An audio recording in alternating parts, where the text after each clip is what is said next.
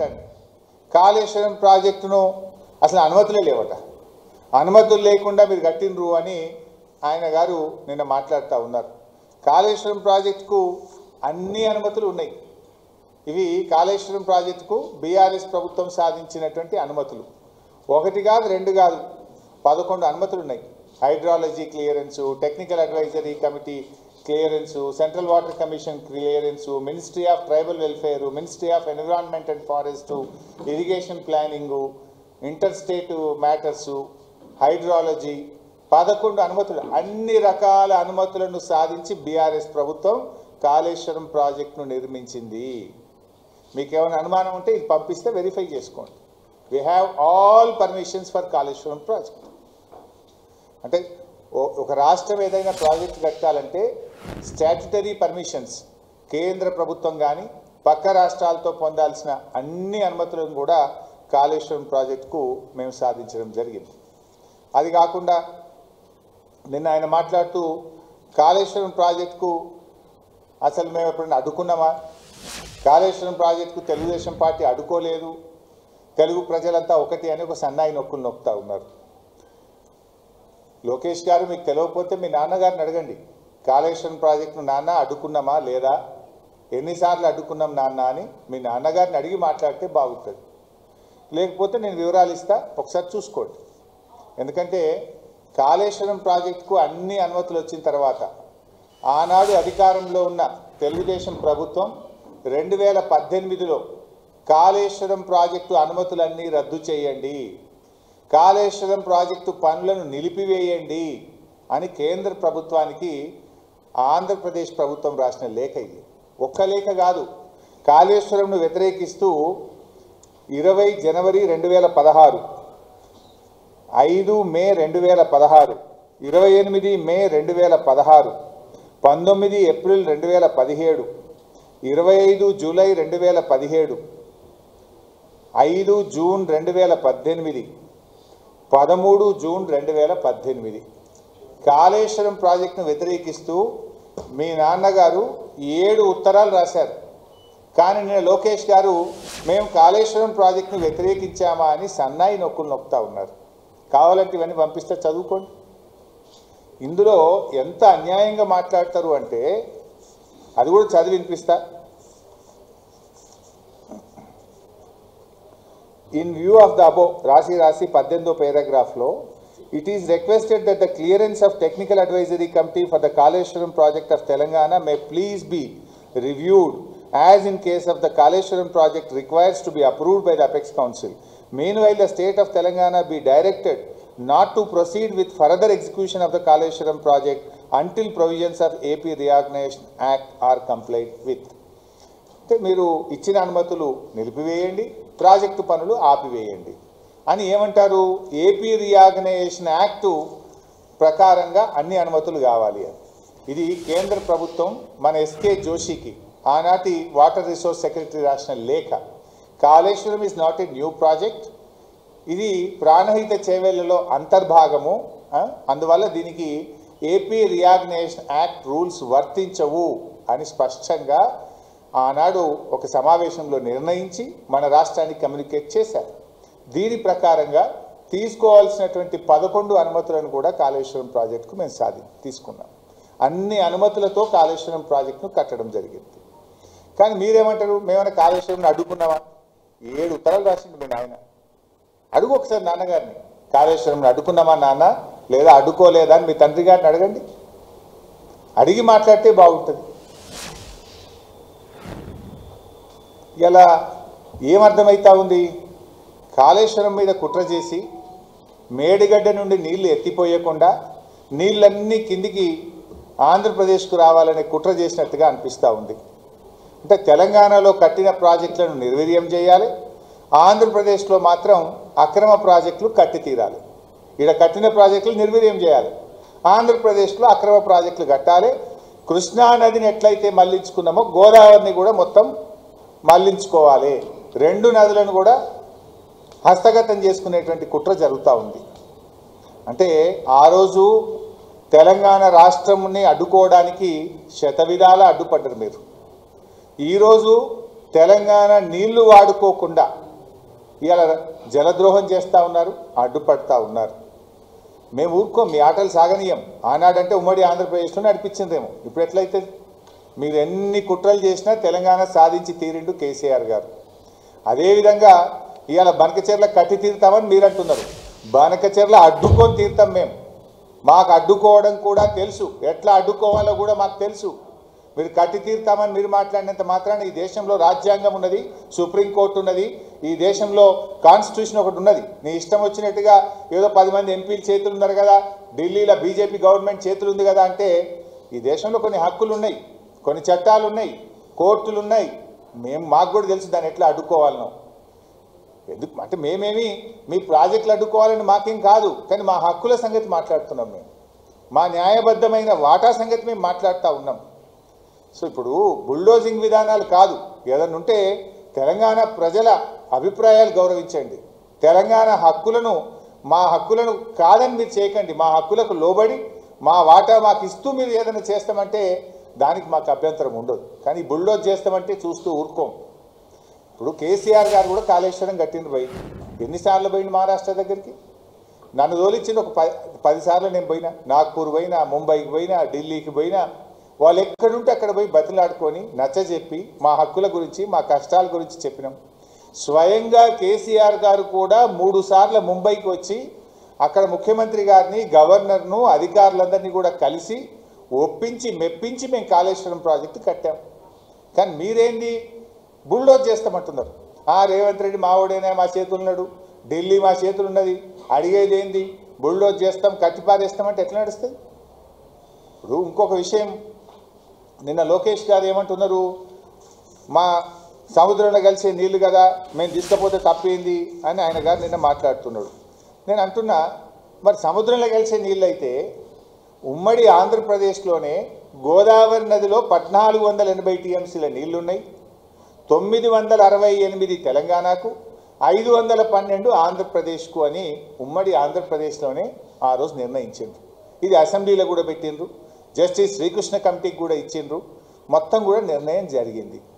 మరి అన్ని నీళ్లుంటే, అన్ని సముద్రంలో కలిసేది నిజమైతే తెలంగాణకు ఇప్పటికే కేటాయించబడిన 968 టీఎంసీలను ఎందుకు ఆంధ్రప్రదేశ్ అడ్డుకుంటున్నది? ఆ 968 టీఎంసీలకు లోబడి తెలంగాణ కడుతున్న ప్రాజెక్టులకు ఎందుకు ఆంధ్రప్రదేశ్ ప్రభుత్వం అడ్డు చెప్తున్నది? దీనికి సమాధానం చెప్పండి. నేను ఉత్తమాటలు మాట్లాడతలేను. ఇది 968 టీఎంసీలు తెలంగాణకు కేటాయిస్తే ఇటువంటి ప్రాజెక్టులనే నువ్వు వ్యతిరేకిస్తున్నావు. మరి నీ బంకచెర్లకు ఏ ట్రిబ్యునల్ చెప్పింది నీళ్లున్నాయని? నీ బంకచెర్లకు ఏ రాష్ట్రం తెలంగాణ ఒప్పుకున్నది? నువ్వు ఏ రకంగా బుల్డోజ్ చేసి కడతావు అని నేను అడుగుతా ఉన్నావు. సూత్రం నాకే వర్తిస్తుందా, నీకు వర్తించదా? మా ప్రాజెక్టులు అడ్డుకోవడానికి మాత్రం లెటర్ల మీద లెటర్ రాస్తావు, న్యాయ సూత్రాలన్నీ వల్లిస్తావు. మరి నువ్వు అక్రమంగా ప్రాజెక్టు కడుతుంటే మా నోర్లు కొడతా అంటే మాకు మాత్రం నోరు లేదా? మాకు మాత్రం కడుపు లేదా? మాకు మాత్రం హక్కులు లేవా? మేమెందుకు ఊరుకోవాలి అని మేము అడుగుతా ఉన్నాం. ఇవాళ సూటిగా లోకేష్ గారికి, ఆంధ్రప్రదేశ్ ప్రభుత్వానికి నేను చెప్పదలుచుకున్నా. ఫస్ట్ ఆఫ్ ఆల్, సముద్రంలో నీళ్లు కలుస్తున్నాయి, నీళ్లు బాగున్నాయి అంటున్నావు కదా. ఉమ్మడి ఆంధ్రప్రదేశ్లో 968 టీఎంసీలు తెలంగాణకు కేటాయించారు, దాన్ని అంగీకరించండి. దాన్ని వ్యతిరేకిస్తూ కేంద్ర ప్రభుత్వానికి రాసిన లేఖలు అన్నీ కూడా విత్డ్రా చేసుకోండి. గోదావరి నది మీద తెలంగాణ కట్టిన ప్రాజెక్టులను వ్యతిరేకిస్తూ మా సీతమ్మ సాగరో, సమ్మక్క సాగరో, మా కాళేశ్వరమో, మా తుమ్మిళ్ళనో అనేక ప్రాజెక్టులను వ్యతిరేకిస్తూ ఉత్తరాలు రాశారు. ఆ ఉత్తరాలన్నీ ఫస్ట్ విత్డ్రా చేసుకోండి. Point number 1. Point number 2, Godavari tribunal మరియు కృష్ణా ట్రిబ్యునల్, 2 ట్రిబ్యునల్ కూడా ఏం చెప్పినాయి? గోదావరి నది నీళ్లను కృష్ణా నదికి మళ్లిస్తే నాగార్జున సాగర్ పై భాగంలో అంటే తెలంగాణకు నీళ్ళు ఇవ్వాలని ట్రిబ్యునల్ అవార్డు ఉంది. ట్రిబ్యునల్ అంటే it is law of the land, supreme court తీర్పుకు సమానమైనటువంటిది. ఆ ట్రిబ్యునలే చెప్పింది ఆనాడు పోలవరంలో 80 టీఎంసీలు మళ్లిస్తే 45 నాగార్జున సాగర్ పైన, 21 కర్ణాటక, 14 మహారాష్ట్ర. 45 నాగార్జున సాగర్ పైన అంటే అవి మా మహబూబ్ నగర్ జిల్లా, మా పాలమూరుకు దక్కుతాయి కదా. అట్లే పోలవరం ఈ 45, ఇప్పుడు 200 తీసుకుపోతా అంటున్నావు. అదే రేషియోలో, అదే ప్రోరాటాలో 112.5 టీఎంసీలు మాకు రావాలి. ఆ 45 ఈ 112 అంటే 157.5 టీఎంసీలు మేము అడుగుతలేం. ట్రిబ్యునల్ అవార్డు ప్రకారంగా, లా ఆఫ్ ద ల్యాండ్ ప్రకారంగా మాకు 157 టీఎంసీల నీళ్లను ఒప్పుకోండి, రాసియండి. ఎస్, మేము మళ్ళిస్తున్నాం కనుక ట్రిబ్యునల్ రూల్ ప్రకారంగా, ట్రిబ్యునల్ అవార్డు ప్రకారంగా ఈ 157 తెలంగాణకు దక్కుతాయి. మా పాలమూరు క్లియర్ అవుతుంది, మా దిండి క్లియర్ అవుతుంది, మా కల్వకుర్తి క్లియర్ అవుతుంది. మేము మా పాలమూరు, మా రంగారెడ్డి జిల్లాలు బతుకుతాయి కదా. మేము గొంతెమ్మ కోరికలు కొడతలేము, ట్రిబ్యునల్ అవార్డును ఒప్పుకోండి అంటున్నాం. సో ఫస్ట్ 968ను ఒప్పుకో. సెకండ్, గోదావరి మీద వ్యతిరేకించిన ప్రాజెక్టులను మీరు అన్నీ అంగీకరించి ఉపసంహరించుకోండి. 157.5 టీఎంసీలు కృష్ణా గోదావరి ట్రిబ్యునల్ అవార్డు ప్రకారంగా కృష్ణా నదిలో మాకు ఈ 157 టీఎంసీలు ఇవ్వడానికి ఒప్పుకోండి. ఇక 4వ పాయింట్, 1480 టీఎంసీలని బచావత్ ట్రిబ్యునల్ చెప్పింది. 1480 పంపకం అయిపోయింది. 968 తెలంగాణకు, 512 ఆంధ్రాకు. ఈ 1480 టీఎంసీల పైన ఇంకేమైనా నీళ్లు ఉన్నాయా? ఉంటే ఆ లెక్క ఎవరు చెప్పాలి? సెంట్రల్ వాటర్ కమిషను, ట్రిబ్యునల్లో చెప్పాలి. ఆ లెక్క తేల్చండి. 1480 టీఎంసీల మీద ఇంకా గోదావరిలో నీళ్లు ఉన్నాయా లేవా అని లెక్క తేల్చి, ఆ ఉన్న దాంట్లో గదే ప్రోరాటా 65-35 ప్రకారంగా పంచుకుందాం. ఆ ఎన్ని నీళ్ళు ఉన్నాయో లెక్క వస్తే 65-35 ప్రకారంగా తెలంగాణ నీళ్ళు తెలంగాణకి, మీ 35లో నీ ఇష్టమనే కట్టుకో. ముందు లెక్క తేల్చాలి కదా. లెక్క తేల్చకుండా నేను కడతా అంటే తెలంగాణ ఊరుకోదు. మా హక్కులు తేల్చాలి. ఎందుకంటే ఇవాళ ఎట్లా మాట్లాడుతుండ్రు? ప్రాంతీయ విద్వేషాలు రెచ్చగొడుతుండ్రు అని మాట్లాడుతుండ్రు. ఆనాడు మా రాష్ట్రం మాకు కావాలంటే ఆ రోజు కూడా ఇదే సెంటిమెంటు, ప్రాంతీయ విద్వేషాలు రెచ్చగొడుతున్నారు, తెలుగు ప్రజల మధ్య చిచ్చు పెడుతున్నారు అన్నారు. మా తెలంగాణ మాకు కావాలంటే కొట్టిన డైలాగే ఇవాళ కూడా అవే డైలాగులు కొడుతున్నారు. ఏమని? మేము ఏమడిగినాము? గోదావరి నదిలో మా వాటా ఏందో మాకు కావాలి. 1480 టీఎంసీల మీద వరద జలాలు, మిగులు జలాలు అసలు ఉన్నాయా? ఉంటే తెలంగాణ లెక్కెంత, ఆంధ్రప్రదేశ్ లెక్కెంత, మాకు పక్కకు పెట్టుండ్రి అంటే ప్రాంతీయ విద్వేషాలు రెచ్చగొడుతుండ్రు అంటుండ్రు. అంటే తెలంగాణలో ప్రజలు లేరు, తెలంగాణ ప్రజలకు కడుపు లేదు, తెలంగాణ ప్రజలకు తాగునీటికో, సాగునీటికో, పరిశ్రమలకో, మూగజీవాలకో, చేపలకో, చెరువులకో మాకు నీళ్ళు అవసరం లేదా? నీ ఒక్కరికే కడుపు ఉందా? మా నీళ్లు మాకు రావద్దా? మా నీళ్లు మాకు కావాలి, మా హక్కు మాకు కావాలంటే ప్రాంతీయ విద్వేషాలు రెచ్చగొడతారా అని మాట్లాడుతున్నారు. ఇప్పుడు మేము అడిగింది ఏంది భయ్? మా బతుకుదెరువు, మా ప్రజల బతుకుదెరువు, మా భవిష్యత్తు అని మాట్లాడుతున్నాం. మా భవిష్యత్తు గురించి, మా ప్రజల గురించి మాట్లాడకపోతే తప్పు, మాట్లాడితే తప్పు కాదు. ఎట్లాగూ రేవంత్ రెడ్డి అంటే మాట్లాడాడు, కానీ తెలంగాణ సాధించిన పార్టీగా కేసీఆర్ నాయకత్వంలో పుట్టిన ఈ గులాబీ జెండా తప్పకుండా ప్రశ్నిస్తుంది, తప్పకుండా మాట్లాడుతుంది. బతుకుదెరువు గురించి మాట్లాడితే కూడా ఇది ప్రాంతీయ విద్వేషాలు రెచ్చగొట్టడం అని మాట్లాడొచ్చునా? మరి నేను ఒక విషయం అడుగుతా, లోకేష్ గారు, మీ నాన్నగారు వెనకట బాబ్లీ మీద కొట్లాడిండు, మహారాష్ట్ర మీద. కర్ణాటక ఆల్మట్టి ఎత్తు పెంచుతా అంటే దాన్ని కూడా వ్యతిరేకిస్తూ అనంతపూర్లో పోయి కొట్లాడిండు మీ నాన్నగారు. మరి మీ నాన్నగారు బాబ్లీ మీద కొట్లాడినా, ఆల్మట్టి మీద కొట్లాడితే అది కూడా ప్రాంతీయ విద్వేషాలు రెచ్చగొట్టడమేనా? ఆ రోజు మీ నాన్నగారు కొట్లాడింది కూడా ప్రాంతీయ విద్వేషాలు రెచ్చగొట్టడమేనా? వాస్తవాలు మాట్లాడితే దాన్ని పక్కదో పట్టించడానికి ప్రాంతీయ విద్వేషాలు రెచ్చగొట్టడం అనేటువంటి తీరిన మాట్లాడి మీరు తప్పించుకోవాలనుకుంటే తప్పించుకోలేరు. ఇది మా హక్కు, మా న్యాయబద్ధమైన వాటా కోసం మేము మాట్లాడుతున్నాం తప్ప మాకేం గొంతెమ్మ కోరికలు లేవు, మాకేమీ మీ పట్ల గుడ్డి వ్యతిరేకత లేదు. It is all about our rights. ఇప్పుడు ఆయన ఇంకో మాట అన్నాడు, విశాఖ ఉక్కు నే తెచ్చిన నీకు ఈ ప్రాజెక్ట్నే మా గోదావరి బంకచెర్ల అంటుండు. విశాఖ ఉక్కును 2 సార్లు ఏదో కాపాడుకున్నాం మేము, అది అమ్ముతామంటే అమ్మకుండా కాపాడుకున్నాం, ఈ బంకచెర్ల పర్మిషన్ లెక్కన అంటుండు. విశాఖ ఉక్కుకు గోదావరి బంకచెర్లకు చాలా తేడా ఉంది. దానికి దీనికి లంక పెట్టడం అంటే మోకాలకు బోడగుండుకు లంక పెట్టినట్టు. విశాఖ ఉక్కుకు బీఆర్ఎస్ పార్టీ కూడా మద్దతు పలికింది. అక్కడేమి అంతర్రాష్ట్ర ప్రయోజనాలు, పక్క రాష్ట్రానికి వచ్చిన తిప్పలు లేదు. గోదావరి బంకచెర్లలో ఈ గోదావరి మీద ఉన్న 7 రాష్ట్రాల ప్రయోజనాలు ఉన్నాయి. ముఖ్యంగా తెలంగాణ రాష్ట్ర ప్రయోజనం ఉంది కనుక మా హక్కుల గురించి మేము మాట్లాడుతున్నాం. ఇలా కేసీఆర్ గారు, వాస్తవానికి కేసీఆర్ గారు కూడా మీరేదో తెలుగు రాష్ట్రాల ప్రయోజనాలను మాట్లాడుతున్నారు. ఇవాళ కేసీఆర్ గారు చాలా ముందు చూపుతో మాట్లాడారు. మీ తండ్రి గారిని అడుగు, చంద్రబాబు నాయుడు గారిని కలిశారు, మీ చంద్రబాబు నాయుడు గారి తర్వాత వచ్చిన ముఖ్యమంత్రి జగన్మోహన్ రెడ్డి గారిని కూడా కేసీఆర్ గారు కలిశారు.